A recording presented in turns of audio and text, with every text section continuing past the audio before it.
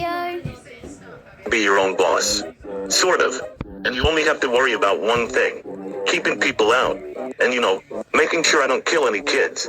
That's two things. Close enough.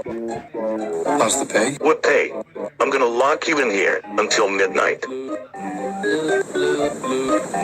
can't do nights. What'd you say, big boy? I can't do nights. Yes. I don't remember asking. Yeah. Thank you. Wait. Here's your credit card, dummy. I took it as you walked in. How the fuck?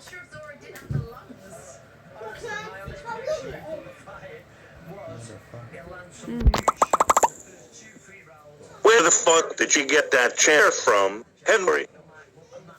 I have no idea, William. But hey, that's just a theory. IDK, hold face. Hey you look like you're interested in some FNAF lore. Sick of all the speculation? Do you want something that's undeniably canon? Oh. Well, that's too bad. I'm telling you anyway.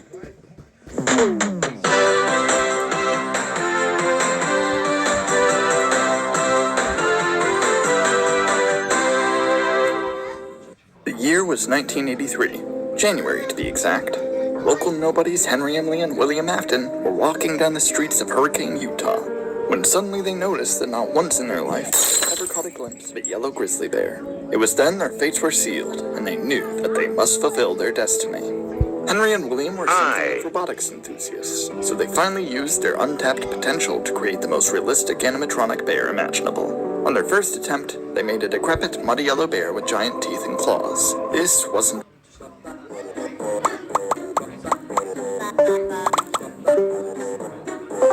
Hold down. The fuck.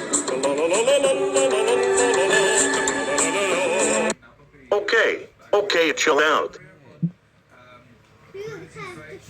Okay, stop chilling out and get to the point. Is it finally time for part 2? I've kept you waiting long enough. Are you ready for... Oh, it's you. Where are they? You just wanted their chair.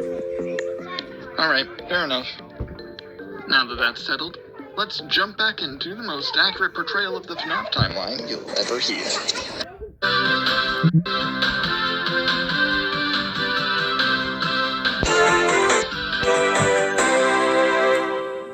The year was 1983, January to be exact. Local nobodies Henry Emily and William Afton were walking down the streets of Hurricane, Utah, when suddenly they noticed that not once in their life ever caught a likeness.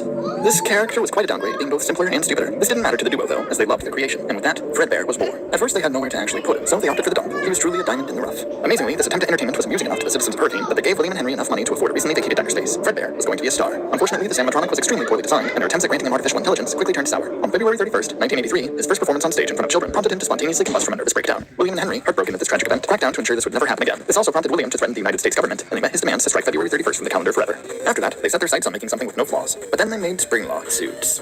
In an attempt to both ease the animatronic's nerves and not allow them their legally required breaks, Henry and William created mechanisms that could lock the endoskeleton parts to the inner edges of the suit for a person to climb inside and cover for the character. For extra safety precautions, they created a partner for the new Fredbear 2.0 to ease his nerves.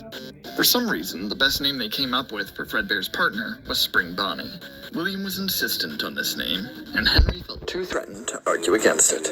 Where the safety precautions ended, however, was the fact that the spring locks holding the endoskeleton pieces away from the person's vital organs were made out of paper clips, and the had the nerve to actually test the spring lock suit, and it turned out he enjoyed dancing around as a yellow rabbit a little too much. Henry was unbothered by this, though, as William was still perfectly capable of handling their finances in character. A few months had gone by, and Fredbear's Family Diner was an absolute success. Not only were Fredbear and Spring Bonnie beloved by the now enlightened Mormon population of Utah, William even managed to lock in a deal with a low-budget animation studio in order to make a cartoon called Fredbear and Friends. The one downside, though, was the studio needed more characters and they refused any more yellow ones. Out of obligation, Leopold, Theodore, Mirabella, and Foxy were created. No, Mirabella's not yellow, she's Xanthophyll. You're just seeing things. Surely these blights to everything William and Henry stood for would never see the light of day in any other context. William and Henry were at their peak, and William finally regained custody of his children. However, one of his sons, whose name has been stricken from the record, waltzed into the back room of Fredbear's and saw Fredbear smoking a cigar. Fredbear's blatant nonchalance about his respiratory health was truly traumatizing for the child. In a panic, the child started to run out the door but accidentally tripped over the foot of Spring Bonnie. Unbeknownst to him, the animatronic was being worn by Harold the janitor, and this collision was enough to snap open the flimsy spring locks and impale Harold every which way. Harold's soul, heartbroken by his untimely demise and his boss's back, I wonder if he's gonna go to the transformed into pure factory. agony, and he became a shadow creature. He gave himself a really cool name, but unfortunately he never learned how to spell, so it came out like this. Shockingly okay with witnessing this occur, the child went home and invited his older brother, Michael, to play a game of Uno with him. However, there was foul play. This child was actually just a terrible human being and slid extra cards into the deck, causing Michael to draw 4, 8 turns in a row. Enraged, Michael threw on a foxy mask and started screeching at the child. The child, annoyed by his behavior, decided to humor Mike until he got bored of doing this and pretended to sob 24/7. Maybe, just maybe, this would guilt trip him.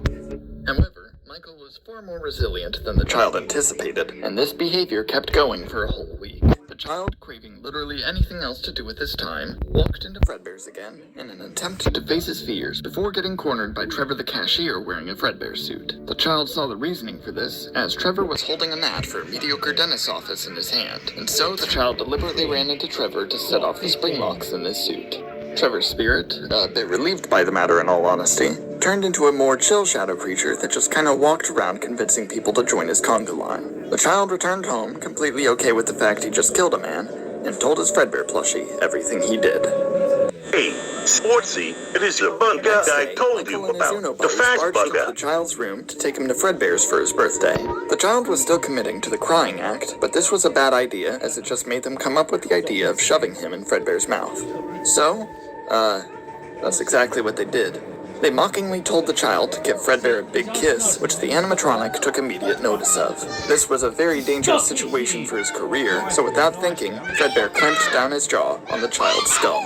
This terrified Michael and his friends for about 5 seconds, until the child hopped out of it unscathed. Turns out, William and Henry gave the animatronics rubber teeth. Great safety feature. The child was livid and threatened to do the drop again. Mike didn't really know what this meant, but it sounded scary enough for his buddy Jeremy Fitzgerald II to knock the child unconscious with a chair. This only distressed Michael more, so he rushed the child to the hospital where he was diagnosed with a mild concussion. When the child awoke, he looked at Michael and told him that he never existed. When Michael asked what that was supposed to mean, the child fused with him and turned a little bit paler. This was just a very bad day for Michael. When he went to tell William about it, William had no clue what he meant by little brother. He told Mike to stop making up stories, trash that disrespectful mask, and take up engineering. This sounded good enough for him, so that's what he did.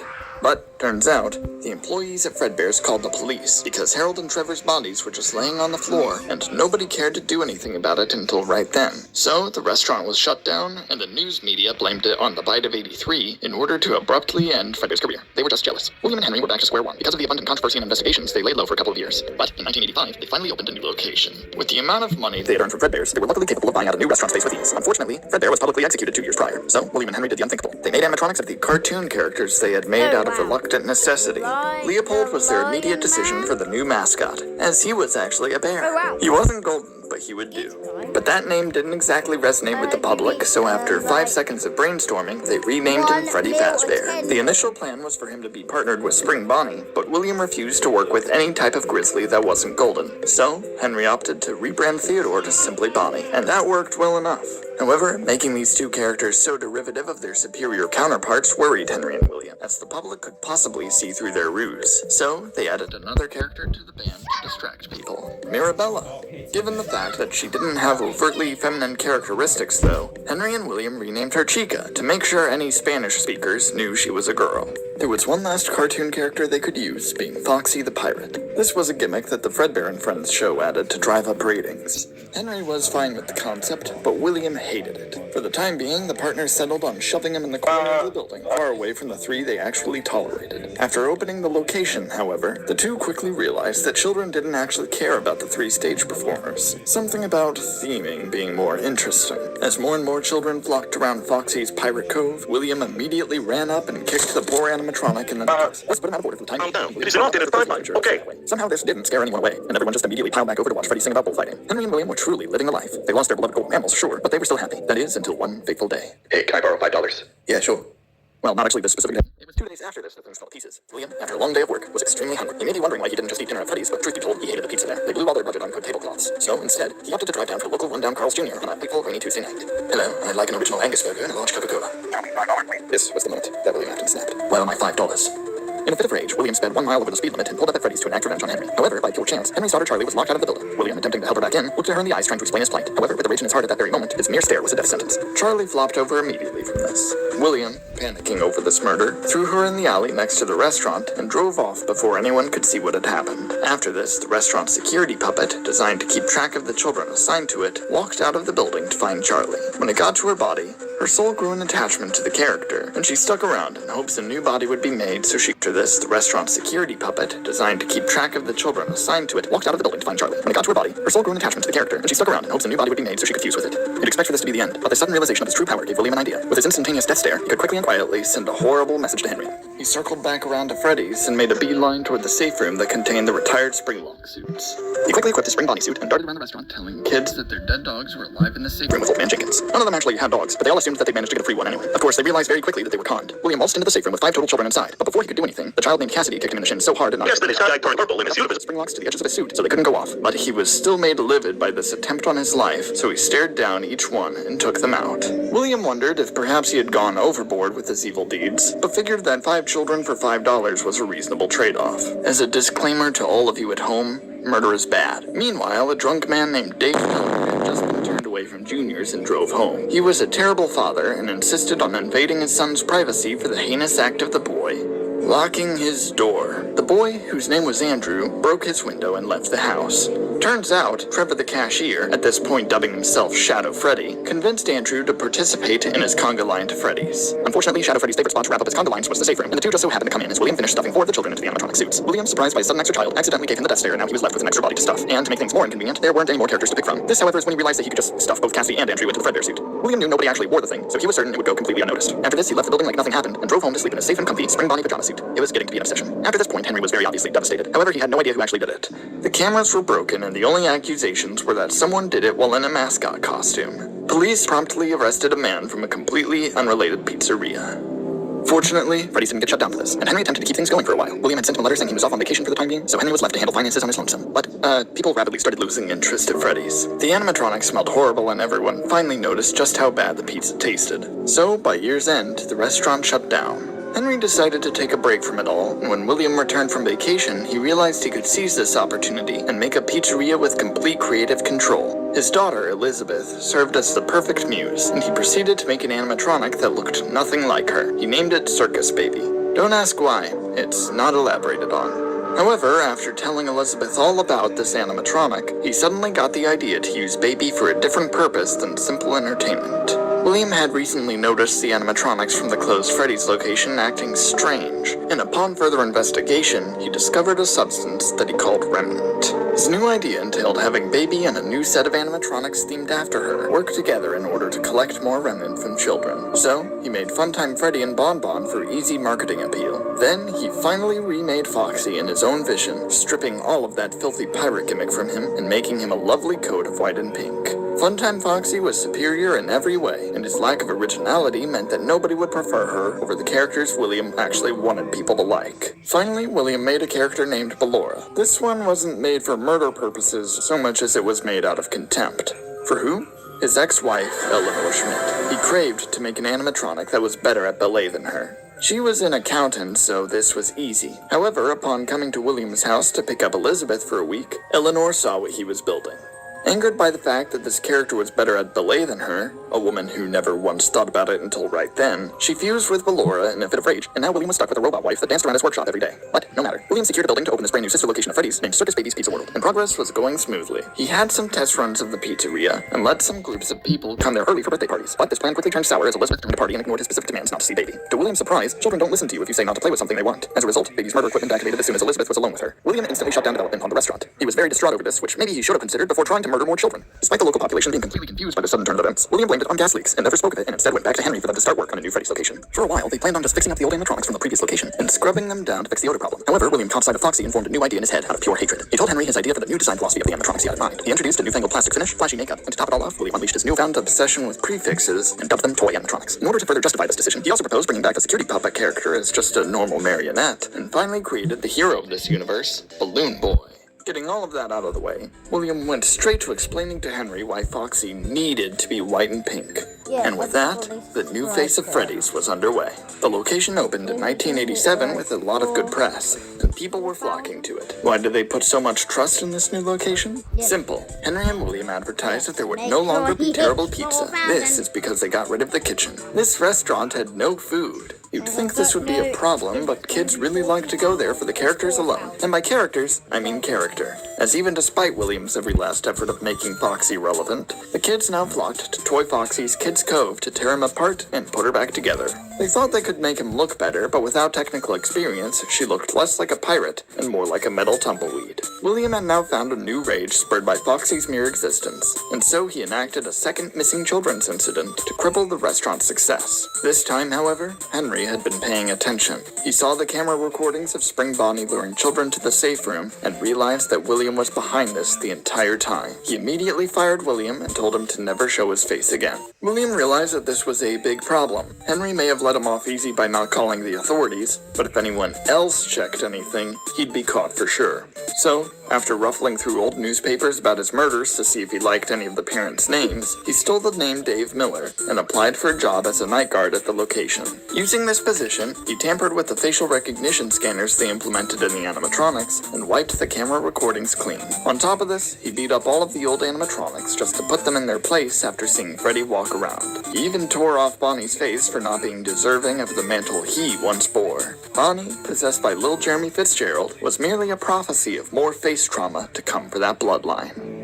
After getting done with that, William could have sworn he saw the puppet floating around whispering to everything it could see. This made him wonder if this was actually Charlie, but he didn't care enough to check, so he left it alone. The new set of children, though? William hadn't bothered actually stuffing them anywhere, so the puppet guided them to select new vessels of their own. Instead of individual characters like it was expecting, though, all of them of children, though? William hadn't bothered actually stuffing them anywhere, so the puppet guided them to select new vessels of their own. Instead of individual characters like it was expecting, though, all of them voluntarily possessed Balloon Boy just because it was mildly amusing. William, still presenting as Dave, tried to maintain a job as a day shift guard after this, but was quickly fired for having bad vibes. Also, he kept going into the parts and service room to kick the old Foxy animatronic in the shins. Now that the night guard position was open, one of Michael Afton's old Uno buddies applied for the job, Jeremy Fitzgerald II. He was actually pretty decent at it, but it got extremely stressful because Balloon Boy staged a coup against him with the other animatronics. So, once the week was over, he transferred over to the day shift position. Balloon Boy wasn't going to let Jeremy get away free though, and proceeded to publicly attack him and bite out his frontal lobe. Wow, that face trauma prophecy came true quickly.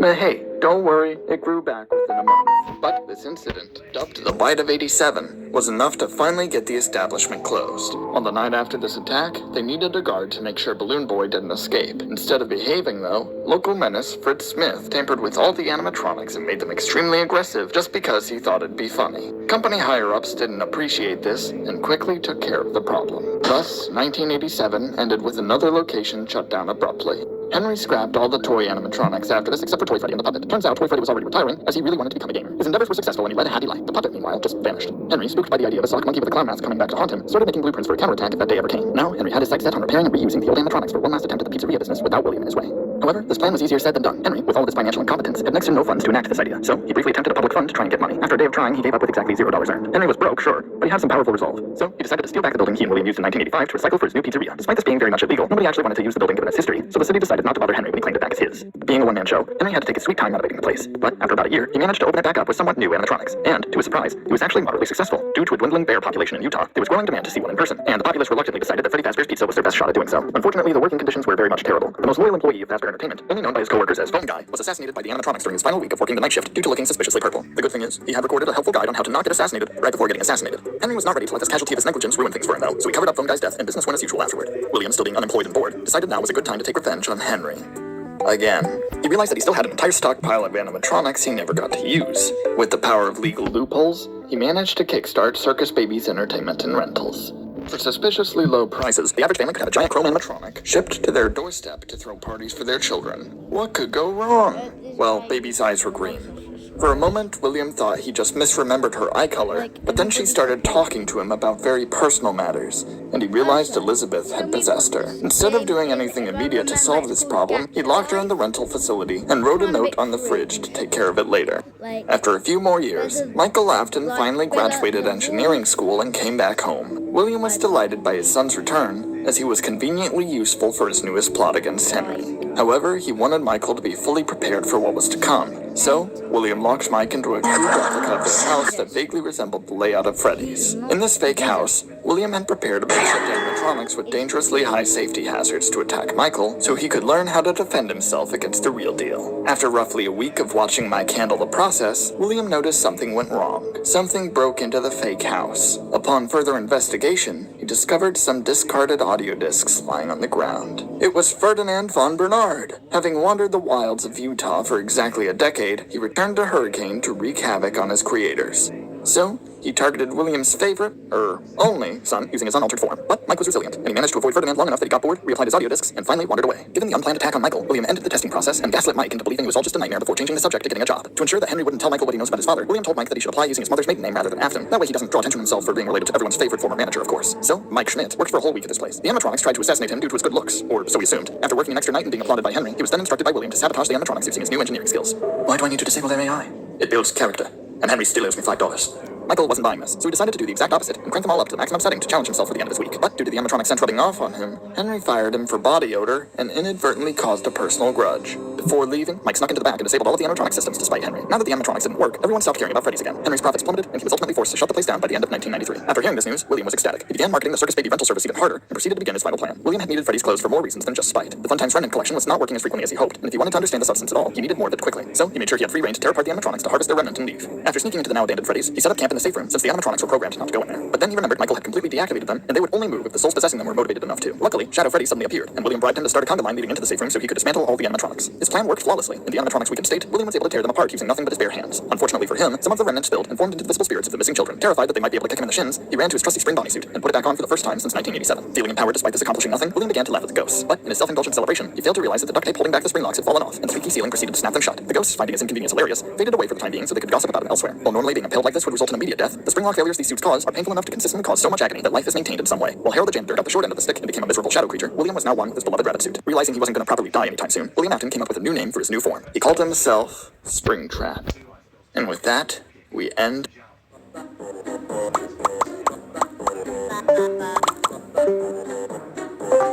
Slow down. The fun. Now that that's settled, let's jump back into the most accurate portrayal of the FNAF timeline you'll ever hear.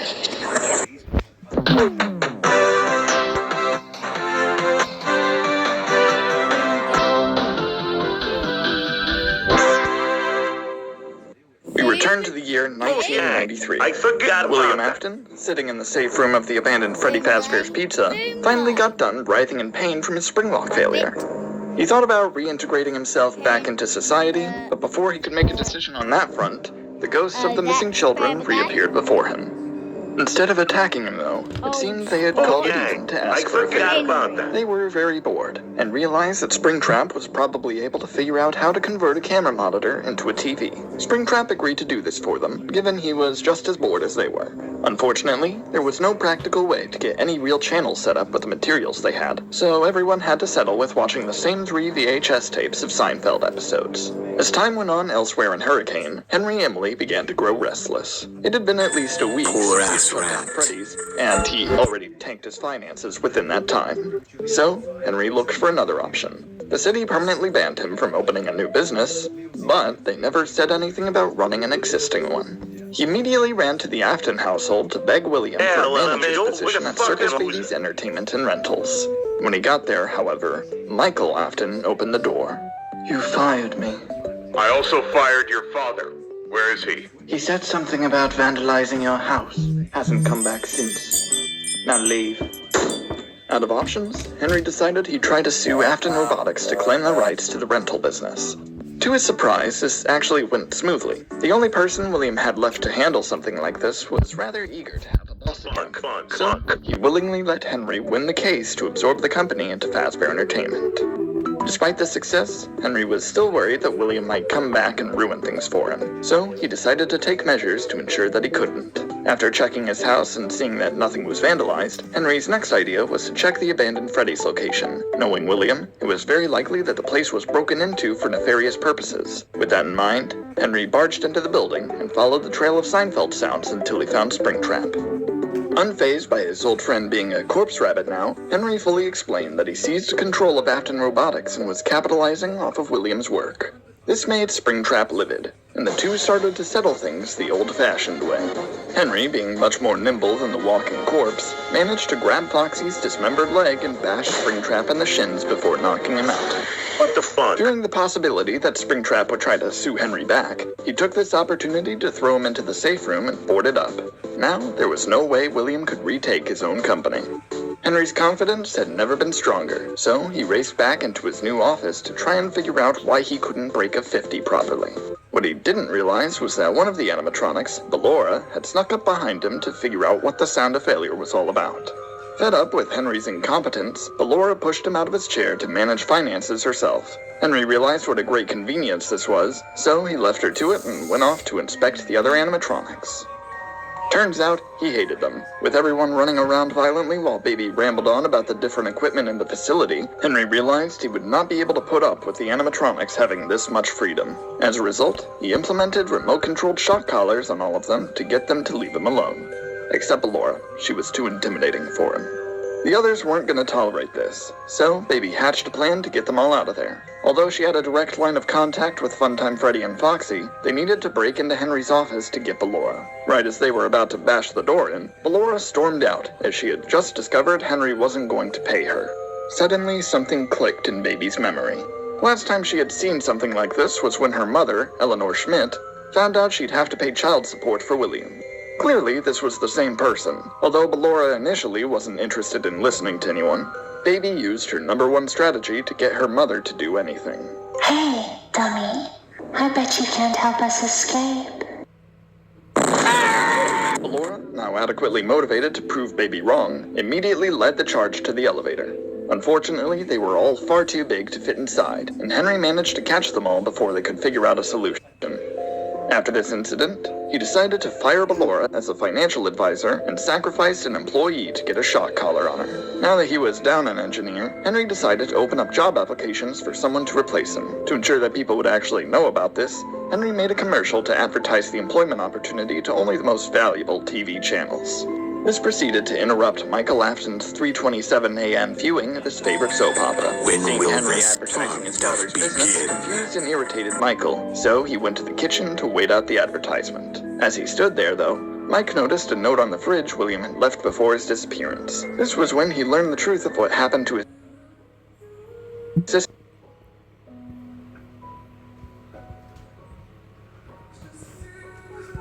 Whereabouts. Henry attempted to play coy, but somehow gave perfect directions to the abandoned Freddy's location instead. Phone Dude, a little confused by this answer, decided it was worth a shot and made his way to the building to pry William out of there. After investigating the building all over and finding nothing but Seinfeld tapes and dismembered parts, he suddenly heard an angry shout coming from the boarded-up safe room. After kicking down the door, he saw a frustrated animatronic beating up an old arcade machine.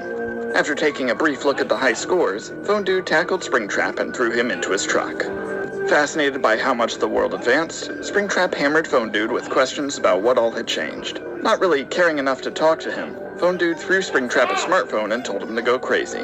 Springtrap immediately adapted to this new technology and really put himself out there. After they arrived at the attraction, Phone Dude shot Springtrap with bear tranquilizer and tossed him into the building without a care in the world. Once Henry clocked in for his second night on the job, Phone Dude told him he had found a real animatronic rather than William to try and poorly disguise his real intentions.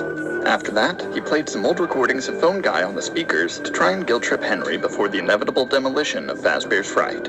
Henry did not notice. Springtrap, horrifically delirious, decided to try and walk off the tranquilizer by taking a stroll through the building. Tripping over several knickknacks from his old restaurants, he began to reminisce about his creations so much that they appeared before him as phantoms. He wasn't too happy with the selection of characters that appeared, but after ripping off Foxy's hook, he decided to leave well enough alone. After the Phantoms took a gander at the building, they all lit themselves on fire in an attempt to warn Springtrap that something was going to go wrong. He wasn't aware enough to take the hint though, so he just ignored them and kept walking. As he approached the office, he was suddenly shocked into furious lucidity with just one glance at the man behind the window. Springtrap's swelling rage over being trapped in the safe room playing Pack-and-Pal for 30 years was enough for him to wage war against Henry. Henry, however, hadn't even noticed Springtrap standing there. With the awful ventilation in the building, he was in the middle of hallucinating dreams of animatronics and janitors phasing through walls to give ghosts cake. By the time he jolted back to consciousness, the Phantoms had been bribed to Springtrap's cause and started a full assault on all the attraction's equipment. Luckily, Henry was great at rebooting things that should have stopped operating already, so this was no problem. Now fueled by the thrill of battle, Henry kept coming back to Fazbear's Fright to go toe-to-toe with Springtrap. Due to the lack of oxygen, though, Henry couldn't really fight him head-on. Instead, Henry resorted to mildly disorienting Springtrap's sense of direction with clips of Balloon Boy's voice. This was pretty obviously a trick, but Springtrap didn't want to miss the chance to see his greatest creation again, so he always double-checked to be sure it wasn't just audio. This wasted a lot of time. Eventually, though, he did successfully make his way to the office, just to be met with Henry frantically tapping the wall tiles. Unfortunately, before Springtrap could give him a long-awaited death stare, Henry's camera monitor short-circuited and ignited the whole office. In record time, the entire building was on fire and the place was caving in. While the Phantoms yelled at them with phrases such as, "We told you so," Henry and Springtrap suddenly realized the attraction was a setup. They were not about to let someone else kill them before they could kill each other, so they made a truce and started running. As soon as they escaped the front door, Fazbear's Fright had completely erupted. Phone Dude, who had been camping outside all week, was positively distraught. While he was re-evaluating his choice to let random chance decide the fate of his victims, a Foxy mask fell in front of him and burst into flames. Realizing he had disgraced his bloodline with his failure, Phone Dude exiled himself from society for the rest of his days. After Henry and Springtrap gathered their bearings, the local news department raced over to the wreckage and started taking photos for their dying newspaper. To avoid being sold at an auction, the duo played dead under some rubble until everyone left. Once everybody was gone and the smoke cleared, the former partners looked at each other in awkward silence, waiting for the other to break the truce. After about 32 seconds, Henry grabbed the wire sticking out of Springtrap's ear, got it to spark, and then lit Springtrap's pants on fire before running away. Springtrap, distraught and ashamed by this attack, decided the only way to redeem himself would be to find a replacement for his entire suit. Luckily for him, Springtrap remembered he still had a backup fursuit he had left at Fredbear's Family Diner. After a few days, he finally got inside and realized why it was abandoned there to begin with. That thing was occupied. Springtrap was too embarrassed now to let this stop him though, so he proceeded to tear the costume off of Harold the Janitor's skeleton. Once this was done, he just needed to get rid of his current suit. His most rational decision was to ram himself against the wall until it fell apart. This worked a bit too effectively, and he managed to break most of his left arm off by mistake. He decided this was good enough, so he went ahead and put on the suit. Worried that everyone would only know the name Springtrap as the animatronic with no pants though, he reluctantly made the call to go back to the name William Afton to avoid scrutiny. Bidding a solemn farewell to his favorite fursuit, William departed from Fredbear's to aimlessly wander Hurricane. Meanwhile, at the Fazbear's Fright auction, the ghosts of the missing children decided it was time to say goodbye to Hurricane and pass on to whatever was to come. So, Charlie put together one last party in a purgatory pizzeria for them all to celebrate a new beginning. However, conflict arose very quickly. Charlie didn't actually know how to make a good-tasting cake with only remnant and frosting, so she quickly thought of a way to save herself embarrassment. Look, it's William Afton. Insulted by what they assumed was a rude prank, all of the children ditched Charlie to go back to haunting Hurricane. Cassidy decided to reconvene with Andrew, who was just chilling at the rejects table wearing an alligator mask. She immediately ripped it off his face and told him to hop on her ship once he agreed to go back to terrorizing Hurricane as their ghostly fusion body, Golden Freddy. Charlie, with nobody to brave the unknown with, chickened out and repossessed the puppet, who was still perfectly intact after all this time. The other 4 children, however, had to figure out a new vessel to possess. Since all of their original suits were split up in the auction, they preferred finding something to stick together in. Luckily for them, they were able to find a pile of wires slithering around in the sewers and possessed it. This turned out to be Ennard, and 4 new spirits intruding on their existence caused quite a lot of discomfort. Laura, furious that she had to babysit 4 new children, decided it was time for her own daughter to move out. After briefly conspiring with the children, she tugged out a random wire and successfully ejected Baby on her first try. This wound up being a bad decision on Bellora's part, as without Baby to call the shots, the missing children established an oligarchy. Once they successfully silenced Bellora, they hightailed it over to the abandoned Chica's party world in search of some decoration to make them really stand out. After some searching, they found Yendo, who tried proudly showing off his cheap plastic shell to what he assumed were his old friends. Instead, Ennard lit him on fire and stole his melted remains afterward, now dubbing themselves Molten Freddy. Baby, meanwhile, had followed them to the building with the same general idea. After a quick dumpster dive, she was able to find enough garbage to reconstruct her body. With that, she quickly came up with the name Scrap Baby, just in case her condition wasn't obvious. Within just a day, Hurricane's cryptid count jumped from 1 to 6. This was more than enough to catch Henry's attention, and he felt a little bit responsible for this mess. Henry wanted to try and course-correct the fate of Utah and make his legacy a little less awful. So, he stole a boatload of old animatronics, quickly crafted some new ones, and bought out an empty building with a William Afton grin to avoid legal attention. Henry felt inspired by Phone Dude's failed assassination attempt on him, and he decided to steal the idea. But make it actually work this time. All he had to do was revitalize his company, attract families to his new pizzeria, and if the deadly animatronics showed up, set the place on fire. Easy. But first... Listen, calm down. Right? Oh, is he still?